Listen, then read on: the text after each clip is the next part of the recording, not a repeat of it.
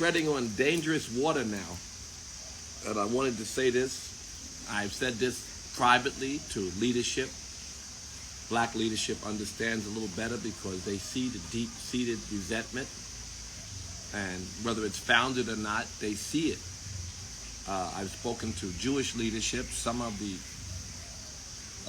people whose job it is to protect against attacks on their community. And one said something simple. He said, oh, well, he's done, referring to Kanye. You know, when I was the chairman of the Foundation for Ethnic Understanding, for 20 years, I would spar with an ally, but yet an adversary. His name was Abe Foxman. He was the chairman of the ADL. And the reason I became chairman of the Foundation for Ethnic Understanding, which kind of had the same mission, was because there was a rift between the Jewish community and Minister Farrakhan. And Minister Farrakhan became much more powerful and famous because of this rift. Because he would not,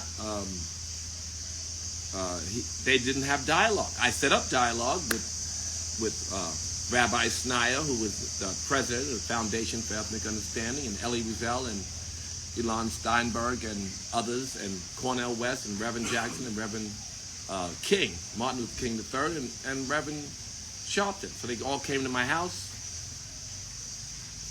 Some did not show up. Elie Wiesel did not show up. They were already upset by statements made, and they would not have dialogue. So it was Elie Wiesel and Israel Singer didn't show up. But there was a nice dialogue, which I would love to have publicized or even put on television, between Minister Farrakhan and Rabbi Snyder. That was 20-some-odd years ago. And after I saw the trouble that Rabbi Snyder got in for having the courage to come to this meeting, I immediately took my role as secretary of the Foundation for Ethnic Understanding and turned it into chairman. I accepted the role as chairman. And I worked for a lot of years. And Abe Foxman, back to Abe Foxman, was the chairman, I guess his title was, of the ADL. The problem is, during the time that Louis Farrakhan was, and I was seeking to create dialogue, there was no real interest, because it's easier, as it had been with Marcus Garvey and Reverend Jackson and Reverend Sharpton and countless other black leadership, just to point out the mistake made and the words that are so hurtful made by these leaders, and then they would walk away. And that's right. They said that I said something about the Holocaust with animals, and they came after me and said, Russell, don't say Holocaust, it's such a hurtful word to the community. So I immediately apologized. It was not a problem for me. And the same with Will Smith, as I said, and countless other black celebrities and leadership. We generally walk away, because who wants to fight over hurt people? Hurt people, and some members of the black community are hurting, is why this reaction is coming. But not only the black community, poor people who need to point fingers are coming out of the woodwork. And Kanye is the only person, and not by a disingenuine, but by a genuine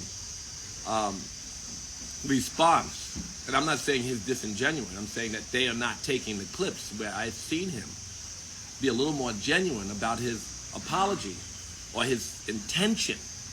His intention was not to cause more pain or to have more people come out and be anti-Semites, because he himself is not an anti-Semite.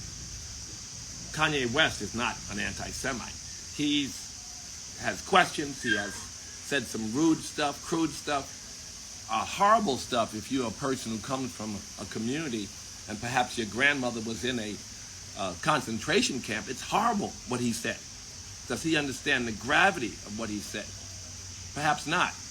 But what we want is for him to undo the harm. Our brother never met a Jew. Most black people never even met a Jew. You know, if you're not in New York and LA and Miami, we don't want to hate people for our problems. We want to embrace people and understand their problems, and we want to build bridges and have them understand, as they have in the past, in many cases, the problems of the black community. We want to build a bridge between two peoples who are both under fire. White supremacy is sitting back and pointing the finger at blacks and Jews right now. So what we want to do is build a bridge. I don't know what my algorithm is, but it just keeps popping up. They cancel this, they cancel that. My first response is, Kanye, go and apologize for the things that were unintended and fix them. Publicly go to a museum, personally learn why these words are so hurtful, and how you maybe created a wave of hate that is bigger than you and scarier than you. Black leadership knows the pain in the black community. Jewish leadership knows the pain in the Jewish community and the threat of these words and how they can multiply. Attacking Kanye will not help us. Oh, we hate Kanye, he shouldn't have said it. None of that will help. And this is what my fight with Abe Foxman was over all the years. Every time he called out someone, I thought, all their fans are mad. If I had a nickel for every time someone called me and said, there they go again, with Charlemagne, or, Tamika Mallory, or, God, every single black leader has said things that have been off color or maybe insensitive. But we cannot label everyone an anti-Semite, because then their fans are triggered, and then real anti-Semites come out of the woodwork, and this is not the desired effect. The desired effect is to promote love and reconciliation. And in this case, since we're talking business, partnerships and growth. What I said about Kanye the other day was misconstrued. Someone said he said it was good that he was canceled. I pointed out that I worked on sneakers in the case of Adidas. And I said that we made our own sneakers. Kanye, you can make your own. You can be an inspiration. But if you make your own or own your own, still go to the best makers. Many times they will be your new Jewish partners if you start over. We need to educate our brother, not destroy him. Destroying Kanye will not be good for the most important goal, which is a desired effect, which is the bridge building between our two communities. The history of blacks and Jews is that Jews, although white and almost partly like the white oppressor, they were there in places where the white WASP were not. They were helpful in times when no one else was. And the future, we should bridge a gap and build a future that is inclusive of black empowerment, more inclusive of black empowerment. I told my history, jewelry, fashion, film, television, financial services, records. I say movies, all of it, always with Jews. And I owned my portion. I was not owned. No one controlled me. And no one can control Kanye.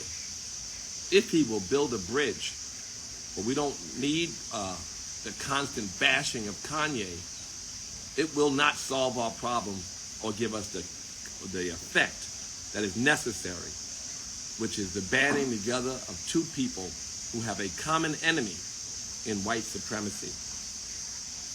Oh, I think Jews are saying it's too late. Well, it's not too late. We got to fix it. It's not too late. I saw one podcast with him and a Jewish fella recently, very big. Someone sent it to me.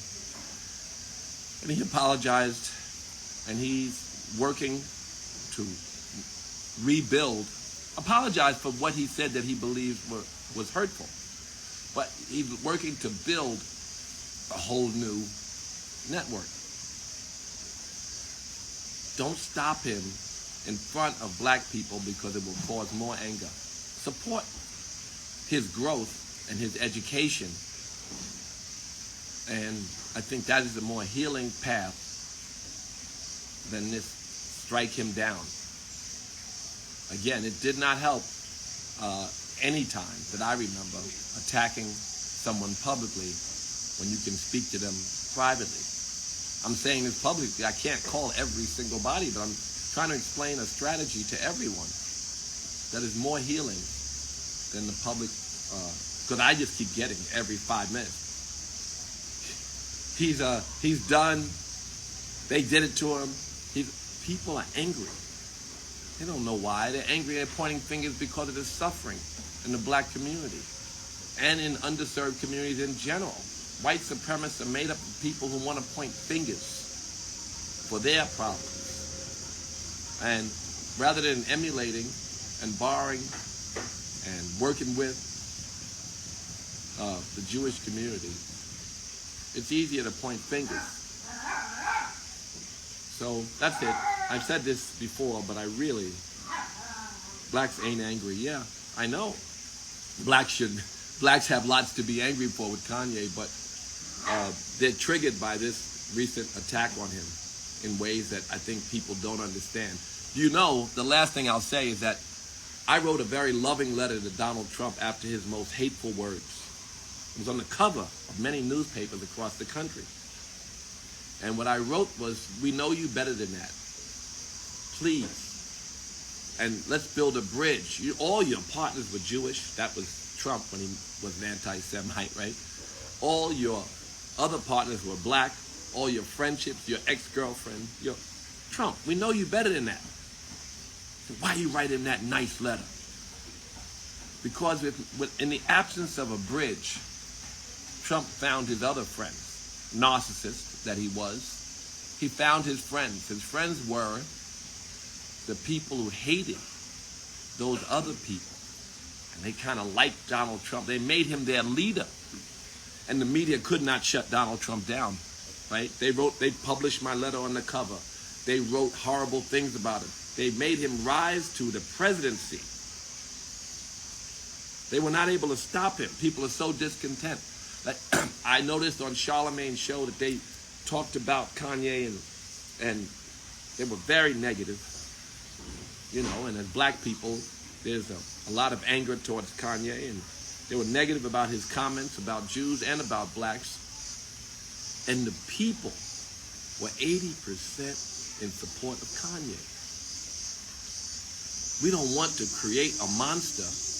We want to empower a person who can empower his community or can at least give example to how we can own our own businesses or support. Kanye is not important in this scenario. The scenario that we're hopeful for is a bridge building of two communities. Why do I care? I spent 25 years doing this. God gives you certain purpose. And Dharma, yogis call it. It's something that I did for many years. I was not a black or a Muslim. Most of the work I did after fixing, after fixing as much as we did, we were the address for black-Jewish relations. Most of the work that we did was Muslim-Jewish relations.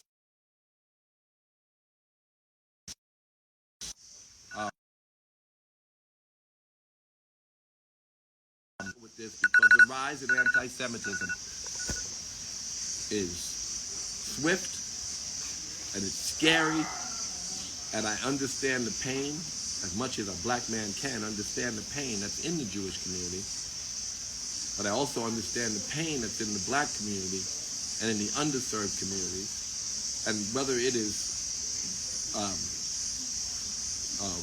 the right way of going about it or not.